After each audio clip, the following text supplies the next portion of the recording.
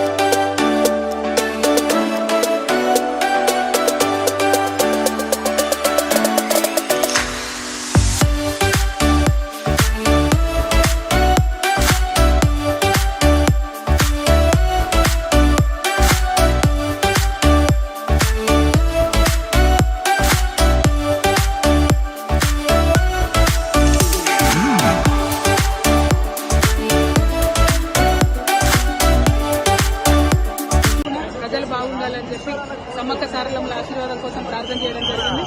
సమ్మక్క సారలమ్మ అంటేనే మరి వారి జాతి కోసం నిలబడి పోరాటం చేసినటువంటి వీరవనితలు గోవిందరాజు, పరిగిద్దరాజు ఆ వంశంలోని గొప్ప సైనికులు. మరి వారి స్ఫూర్తితోని ఇవాళ ఏదైతే తెలంగాణలో నీళ్లు, నిధులు, నియామకాలు అందరికీ అందనటువంటి పరిస్థితి ఇంకా ఉందో, 12 ఏళ్ల తర్వాత కూడా సామాజిక న్యాయం అందరికీ దక్కనటువంటి పరిస్థితి ఉందో, ఈ పరిస్థితులలో ఖచ్చితంగా తెలంగాణ జాగృతి పిడికిలెత్తుకొని తెలంగాణ జాగృతి అందరి పక్షాన కూడా నిలబడి పోరాటం చేస్తుందని తెలియజేస్తుంది.